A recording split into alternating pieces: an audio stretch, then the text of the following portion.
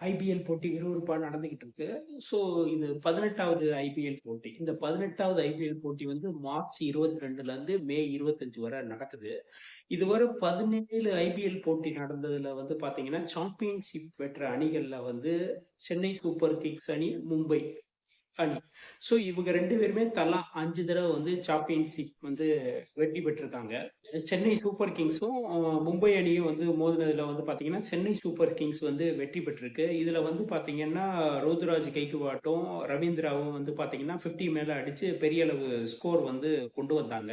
அதாவது அந்த நிகழ்வே பாத்தீங்கன்னா வந்து 50-50ன்ற மாதிரி இருந்துச்சு. First Chennai super Kings Mumbai அணி வந்து இடைப்பட்ட மோதல்ல வந்து பாத்தீங்கன்னா டாஸ்ல வந்து பாத்தீங்கன்னா சென்னை ருத்ராஜ் கெய்க்வாட் வந்து வெற்றி பெற்றிருந்தாலும் அவர் வந்து பவுலிங்கை தான் தேர்ந்தெடுத்தாரு.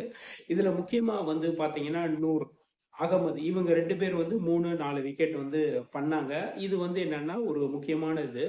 2வது வந்து பாத்தீங்கன்னா இதுல வந்து முக்கியமா சொல்லணும்னா வந்து தோனி வந்து பாத்தீங்கன்னா 0.12 வினாடியில வந்து சூரியகுமார அவுட் ஆக்குனது ஒரு பெரிய விஷயம். இவ்வளவு ஃபாஸ்டா வந்து ஸ்டெம்பிங் பண்ணாரு. அது ஒரு முக்கியமான விஷயம். ஏன்னா சூரியகுமார் நின்றாலே இந்த மேட்ச் வந்து தலைகீழா மாறி இருக்கும்.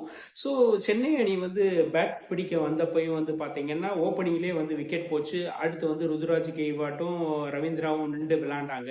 ஸோ வந்து பாத்தீங்கன்னா ருத்ராஜ் கெய்வாட் வந்து கடகடன்னு அடிச்சுட்டு போயிட்டாரு. ஸோ அதுக்கடுத்து வந்து விக்கெட் வந்து மலமல சரிஞ்சாலும் ரவீந்திரா வந்து ஊடால ஒரு 2 சிக்ஸ் பறக்க விட்டு வந்து ஆடியன்ஸை வந்து நிம்மதி பெருமிச்சு விட்டார். இதுக்கடையில வந்து நம்ம தோனி சார் வந்தார். தோனி வந்த பின்னாடி பாத்தீங்கன்னா சரி அவர் ஒரு 4 ஒரு 6 அடிச்சு முடிச்சிருவாரு அப்படின்னு நினைச்சதா ரவீந்திரா ஒரு 6 அடிச்சு வந்து டோட்டலா முடிச்சிட்டாரு. ஸோ வெற்றி பெற்றாலும் என்னடா தோனி வந்து ஒரு 6 அடிச்சு முடிக்கலையே அப்படின்ற விஷயம் வந்து ரசிகர்களுடைய முகத்துல வந்து தெரிஞ்சு.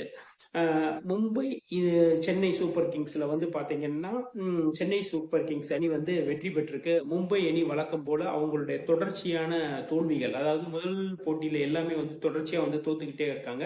அது இந்த போட்டியிலையும் வந்து நடந்திருக்கு. சென்னை சூப்பர் கிங்ஸ் மும்பை அணிகள் மோதல்ல வந்து பாத்தீங்கன்னா ரோஹித் சர்மா வந்து இந்த மேட்ச்ல வந்து டக் அவுட் ஆகியிருக்காரு. இதுல ஒரு வித்தியாசமான சிறப்பு வந்து பாத்தீங்கன்னா இந்த 18வது ஐபிஎல் போட்டியில வந்து பாத்தீங்கன்னா இதுவரை வந்து அதிக முறை டக் அவுட் ஆனவங்கன்னு பாத்தீங்கன்னா ரோஹித் சர்மா, அதாவது 18 தடவை. அப்புறம் வந்து பாத்தீங்கன்னா மேக்ஸ்வெல், அப்புறம் நம்ம கார்த்திக். ஸோ இவங்க 3 பேர் வந்து பாத்தீங்கன்னா 18 தடவை வந்து டக் அவுட் ஆயிருக்காங்க.